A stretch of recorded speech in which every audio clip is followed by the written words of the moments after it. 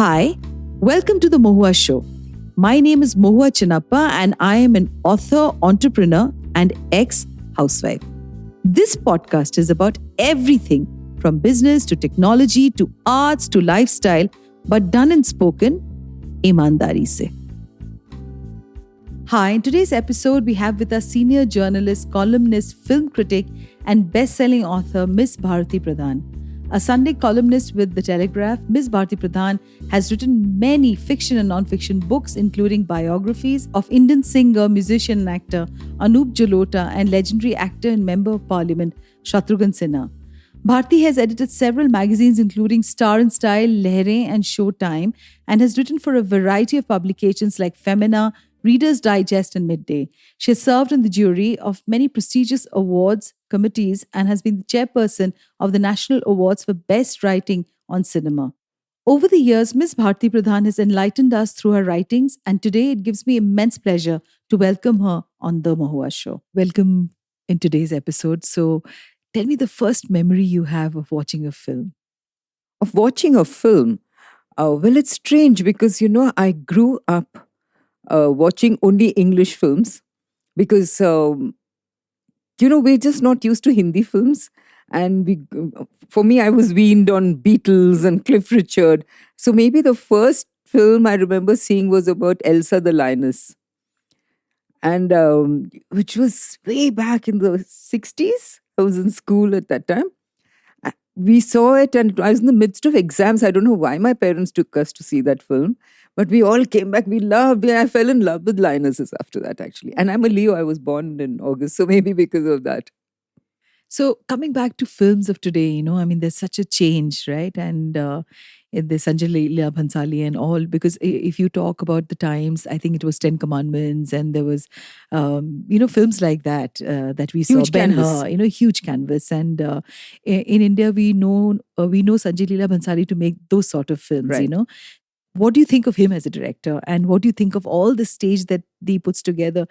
Is the credit really, does it go out beyond that, beyond the actors in an entire film For set? sure, it goes beyond actors. And I think it has a lot to do with the filmmaker, especially a person like Bansali. I don't know why you have picked his name, but whatever it is, whatever the reason, Sanjay Leela Bansali definitely represents the kind of cinema which has the director in complete command, irrespective of who the actor is. Because Ranveer Singh was not such a huge actor when he made his first film with him, and he's made 3 films with Ranveer. So, but Bansali is the kind of director who has complete control over the music. These days, he started giving the music also himself. The credit goes to him for that as well. And he's also the person who brought a person like Ismail Darbar. Who knew Ismail Darbar before he came in? And he scored such fabulous music for him. Yes. I mean, the Devdas music is even today. Yes.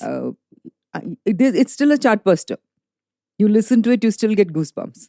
So, and you need a director who's in complete control of all departments. He's also got this fabulous sense of visuals, costume. So, song, dance, costume, and he's got this grip over emotion.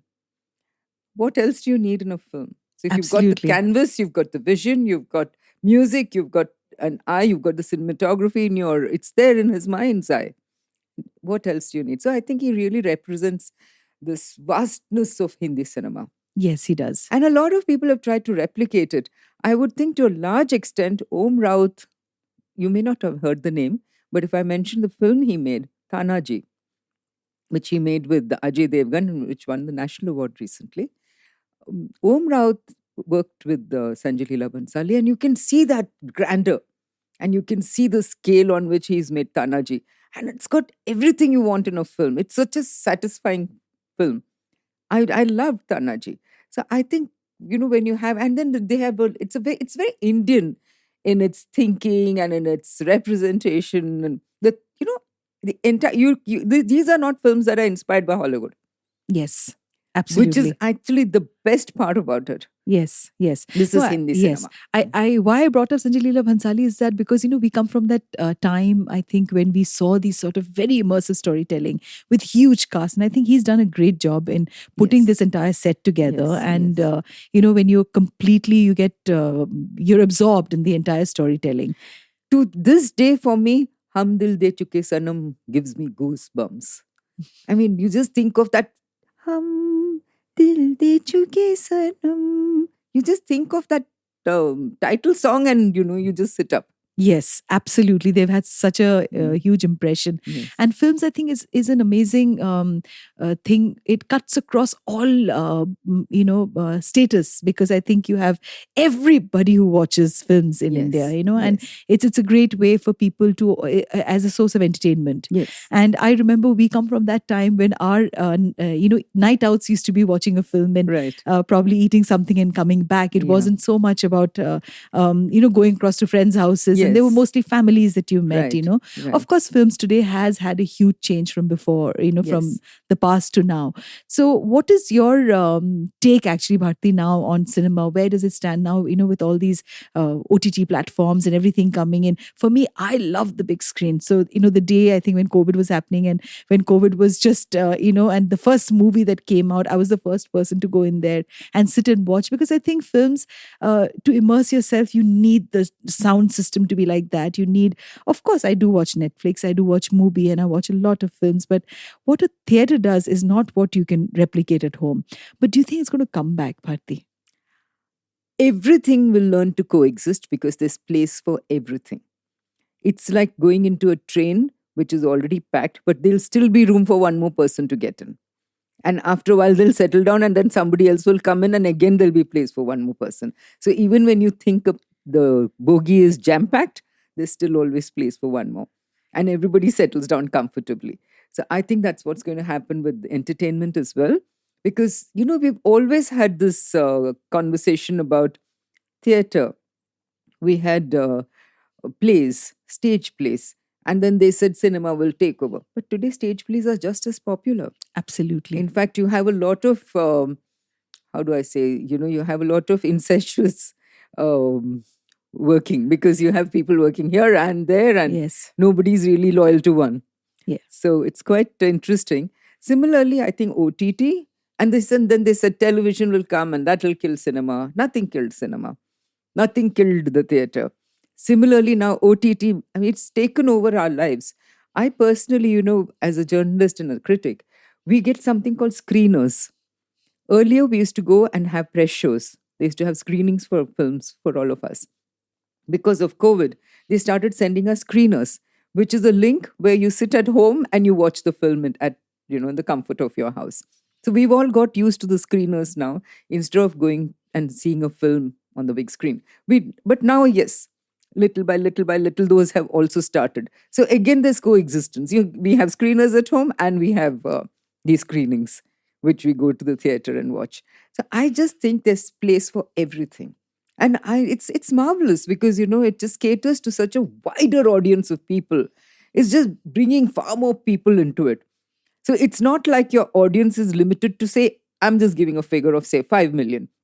And so cinema was catering to 5 million. But now if OTT has come, that has gone into 25 million. So it's not like it's eaten away that 5 million. It's still there. just grown. It's become far vaster. It's become so much more vast. So you just have the audience growing, and you have the phase of entertaining them also growing. Let me travel back with Bharti as the young little girl. Okay. And who would you give credit to the entire, this love for films, this love for writing? Like, if I were to look back, my father too used to hold my little finger and take me for all these classics, Okay. And I come from a fairly humble Bengali background, but films was a very integral part of my growing up. Okay. And so who would you give that credit to in your earliest memories? Well, first and foremost, I have to make a small correction out here. I am not in love with cinema. Okay. I wasn't in love with cinema. I come from a family of journalists. Okay. My father was a journalist. My grandfather had a newspaper in Kerala much before the independence. What was the name of the paper? I'm not very sure. I think it was called The Champion or Statesman or the New Champion, something. I don't remember. Okay. But I've got cuttings actually. I wish I Wow. could remember. Yeah. Or Pioneer, something like that. It was an English newspaper. So the writing is in your blood. Yes, it's in my blood. And so therefore it just came very naturally to me. Mhm. And I was in school, and like I told you, we never saw Hindi films or Tamil films or any films actually. We were not even a film going family. And so I did not grow up with any love for cinema. But there was this inborn love for writing, which I was fighting, because I said the entire family full of journalists, I don't want to be a journalist, and nobody was forcing me to do anything anyway. But rebellious. So I said, I want to be a chartered accountant. In the 60s, you had no options. And I thought chartered accountant sounded nice and different from journalism. So they said, do what you want. And I was the only girl in my class, in my school, who opted to do accountancy as an option for when we were doing ICSE. I think we were two girls in that class, nobody else. And I did that just because I was rebellious and I wanted to become a chartered accountant. So I went to Bombay and I joined Sydenham College of Commerce to do my BCom. I majored in accounts and auditing. But even before my first year of college, I had started writing. Because I so they wasn't used to. coexist in you, Yes. the math and the writing. Yes, I am good in maths even now. My Yeah. goodness Yes, I gracious, am. Yeah. that's a very deadly Yeah. combination. And I'm married to a chartered accountant. Instead of becoming one, I married one. So, what happened was, because I wasn't used to cinema, my parents had left me in the boarding in the last year of school.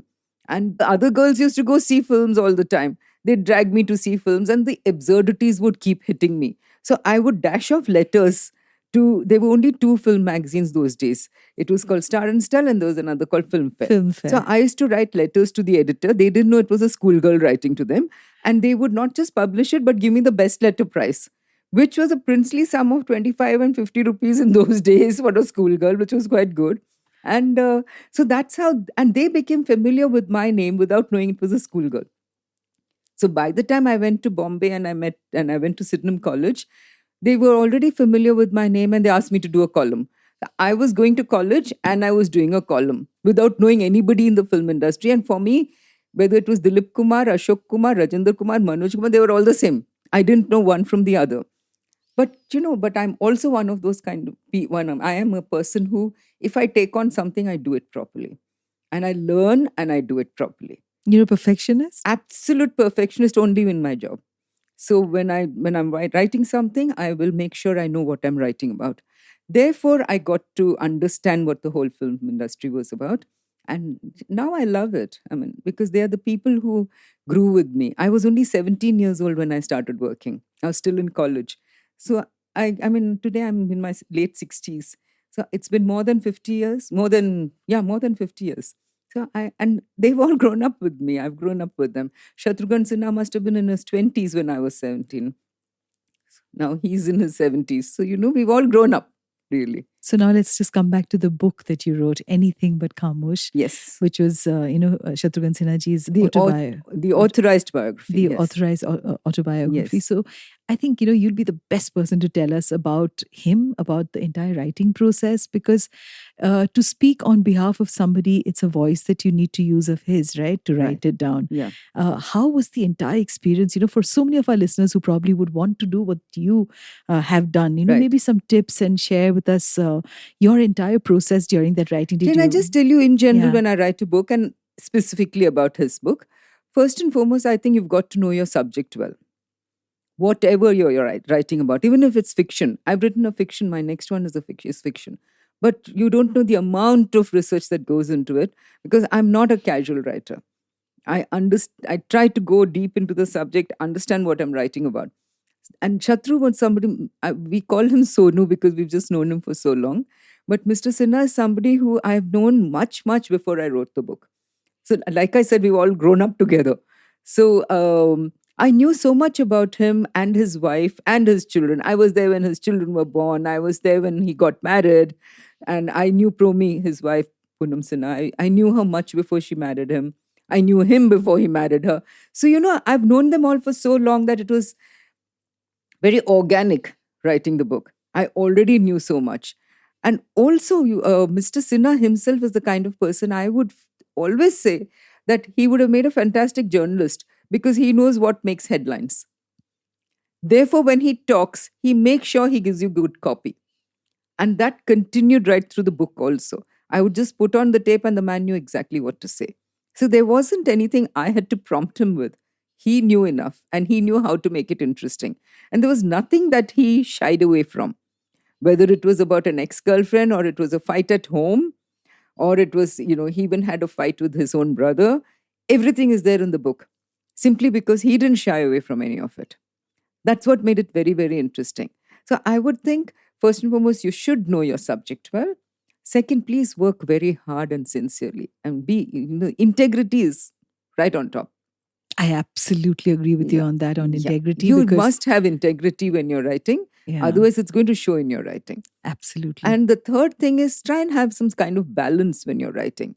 Don't lean completely. It's like a politician. Don't lean completely to the left or to the right. I mean, try and have some sense and some logic when you're talking. So I would think if you can have all. And yes, as a writer, even when I write a review, there are two things. You must have substance, you must have style, but you must be very, very credible and readable. So I give importance to credibility and to readability. If you're able to marry the two, you come out with a very, very, very readable book, which will also be very informative. So before we end, Bharti, I would like you to talk a little bit about this meta. Everybody's talking about the metaverse, and everybody's talking about this entire, mixing of these different worlds into one world, right? Yeah. What is your viewpoint on this? I just think these are Marvel comic spin-offs, because you have the multiverse and you have this metaverse coming from Facebook, and you have they're just words and names just to amuse ourselves. And I really don't believe even if there are a lot of other verses, it's not just this universe. I just think we are letting our imagination run riot, and time will tell. Absolutely, time will tell. Yeah. And a few things that Bharti does every day as a writer who's been there for so long. What are the little tips that you'd like to give us? Some things that you do every day, to hone you and continue your craft. First and foremost, stay very healthy. Because if you're unhealthy, it's going to show in your writing. So stay healthy, physically, mentally, and emotionally. Be stable. Yes, we all go through problems, but come back and make yourself, stabilize yourself. So I would think stay healthy in every way and on every realm. That's very important. I told you, be very, very professional. So even when I write a review, I go back, do my research. Even if it's a film that I know is going to flop, I'll still do my research. Like, for instance, there's a film called Ek Villain Returns. It just came out 2 days ago. I saw it. I didn't like it. But I knew this film is not going to be appreciated. I wrote the review, but I made sure that I made references to the earlier film, because it's a spiritual successor to a 2014 film. So I made sure that I remembered the 2014 film, made a reference to it. Do your homework. Be very, very thorough. And don't just rely on Google, because they could give you a lot of misinformation. I do a lot of research. I get my background material ready, and then I work. And night is a beautiful time to work when nobody disturbs you. So I work at night after midnight. After the whole world has gone to sleep, my laptop comes out. How wonderful. Thank you so much, Bharti, for being on today's episode. Pleasure. And thank you once again. Pleasure, Mohua. And I think the next time we talk, I'd like to know your story.